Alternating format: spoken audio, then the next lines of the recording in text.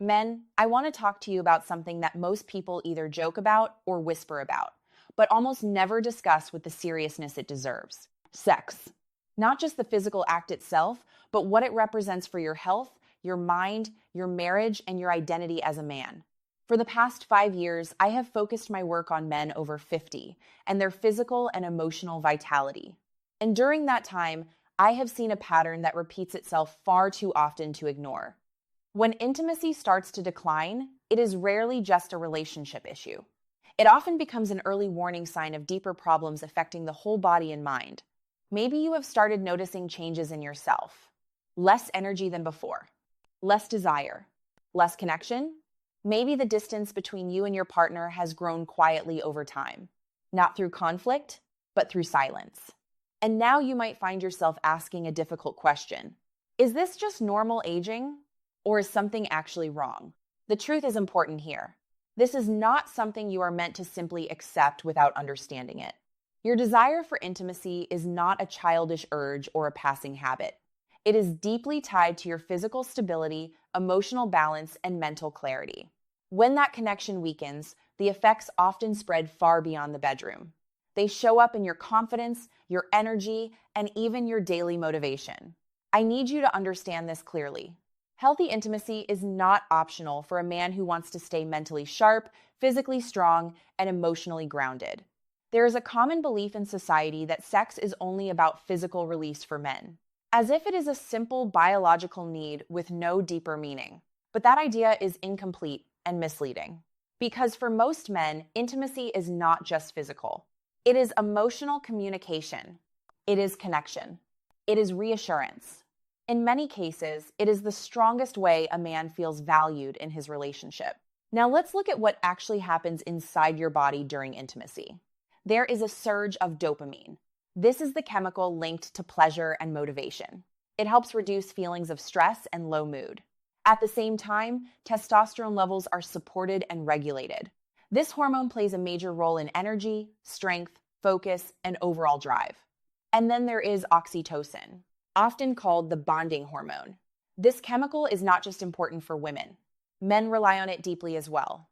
It creates a sense of trust, safety, and emotional closeness with a partner. So when intimacy is present, your body is not just experiencing pleasure. It is actively maintaining emotional and physical balance. But the effects are not only biological. They are also deeply emotional. When a man feels connected in this way, he often feels more confident in himself, more secure in his relationship, and more grounded in his identity. It becomes a quiet form of validation, not through words, but through shared closeness. On the other hand, when that connection is missing, the message received can feel very different. It can feel like rejection, or emotional distance, or simply being unimportant. And that emotional shift affects everything. A man who feels connected moves differently through life. He is more patient under stress, more present with his family, and more stable in his decisions. Even daily responsibilities feel lighter when that emotional foundation is strong. This is why intimacy has always played a central role in long-term relationships. Not because men lack emotional depth, but because this is one of the primary ways many men process emotional security. And yet, despite all of this, it is often misunderstood or ignored. When something so fundamental starts to decline, it does not stay isolated in one area of life. It begins to affect everything else slowly and quietly. And this is where many men start to feel confused, because they sense something is off, but they cannot always explain it clearly. What I want to do next is break down the most common patterns I see in my work, the mistakes that slowly weaken intimacy without men even realizing it.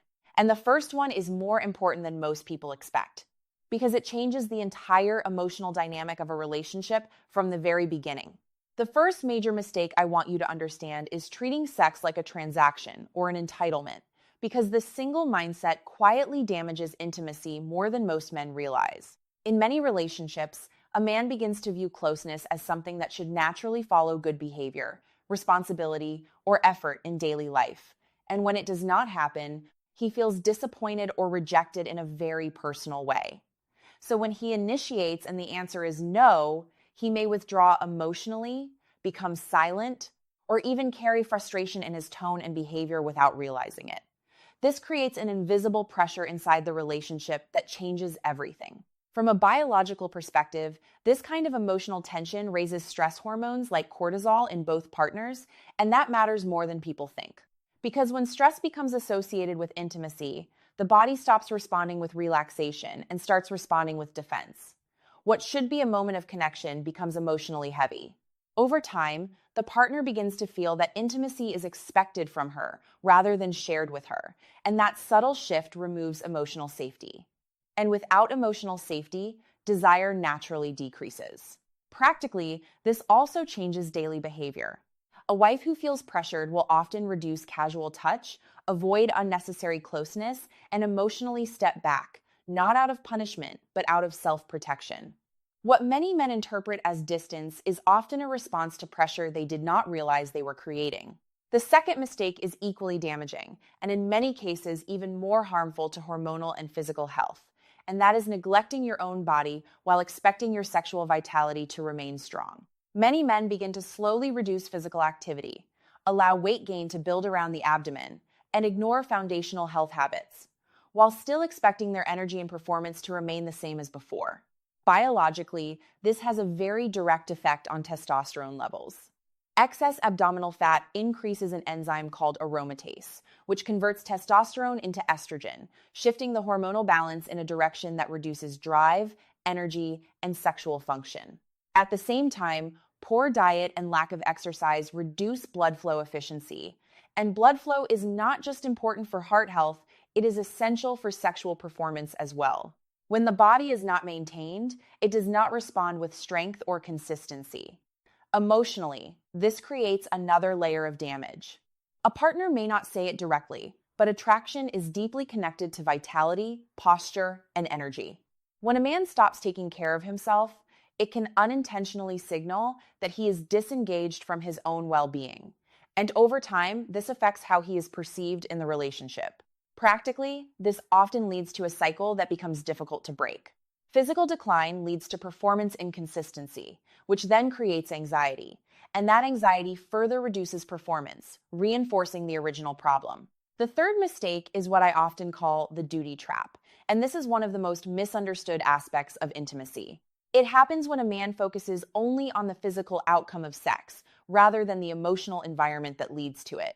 Many men believe intimacy begins in the bedroom, but for most women, emotional closeness begins long before that moment.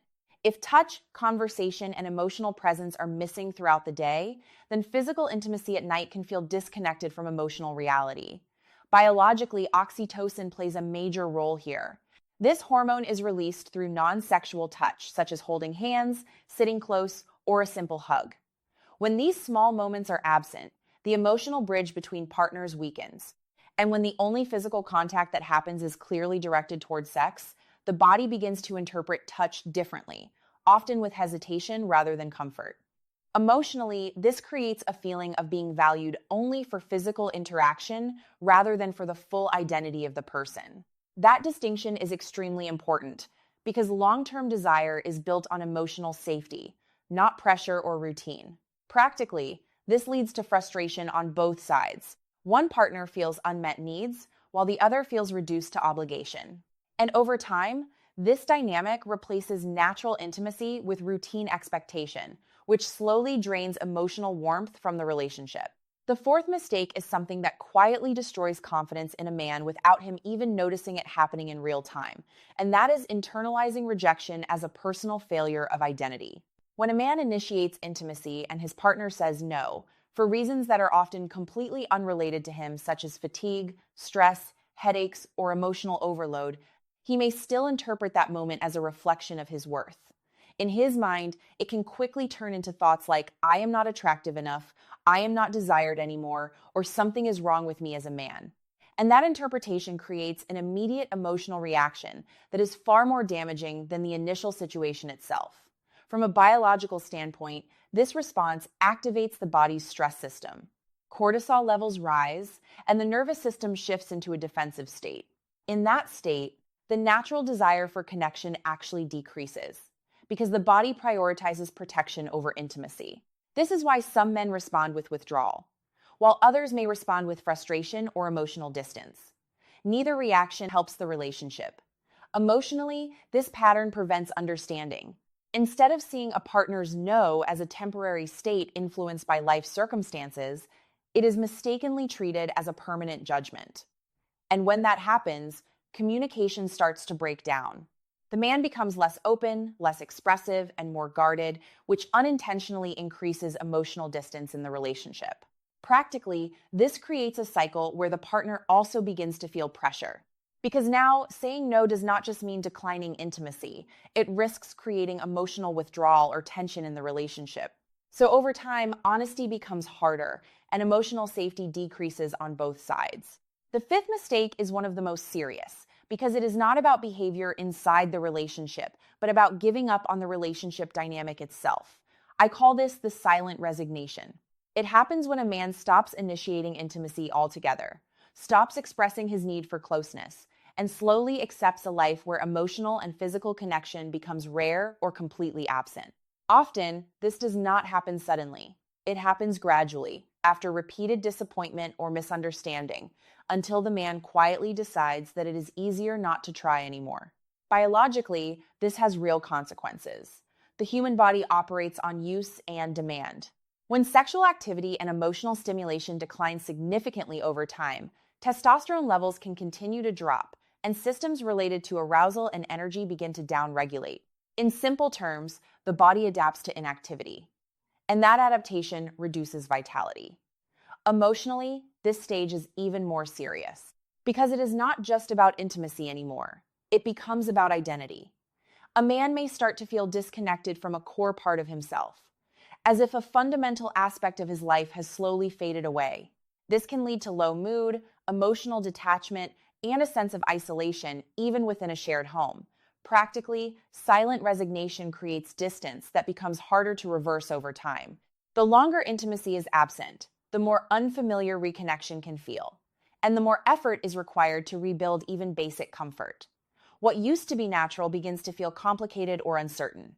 This is why understanding these patterns is so important, because once you see them clearly, you can begin to change them deliberately rather than letting them shape your relationship in the background.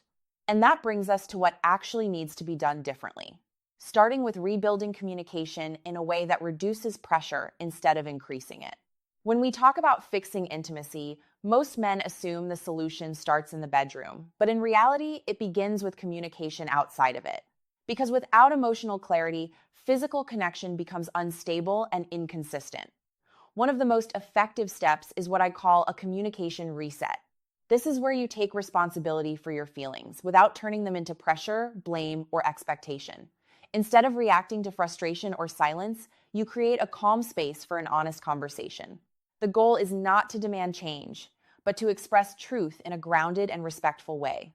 You might say something simple like this: I've been reflecting on our relationship, and I realize that feeling close to you physically is important for my emotional well-being and overall energy. When we are connected, I feel more grounded and more like myself. I also understand that I may not have communicated this in the right way before, and I am not trying to pressure you. I just want us to understand each other better and talk about what a healthy connection looks like for both of us. What matters most here is tone and intention. Because when communication is done without pressure, the emotional defense system in the other person naturally lowers. This creates space for understanding instead of resistance. The second step is something many couples underestimate, but it has a powerful biological effect on rebuilding closeness, and that is non-sexual physical touch. Not touch with expectations, not touch with hidden intention, but simple, consistent human contact. Holding hands, sitting close on the couch, a brief hug when you meet after the day, a gentle touch on the shoulder while talking. These small actions may seem insignificant, but biologically, they activate oxytocin, the bonding hormone that creates trust and emotional safety. Over time, this changes how the nervous system interprets your presence. Instead of associating touch with pressure or expectation, the body begins to associate it with comfort and security again. This is important because emotional safety is the foundation on which natural desire is rebuilt. Without it, physical connection feels forced. With it, connection becomes organic again. The third step is what I call the health first commitment. And this is where many men regain not just intimacy, but confidence and identity. Because physical vitality is not separate from emotional vitality, it is deeply connected. When a man begins to take care of his body again, the effects extend far beyond appearance. Regular movement, strength training, and proper nutrition directly influence testosterone levels, circulation, energy, and mental clarity.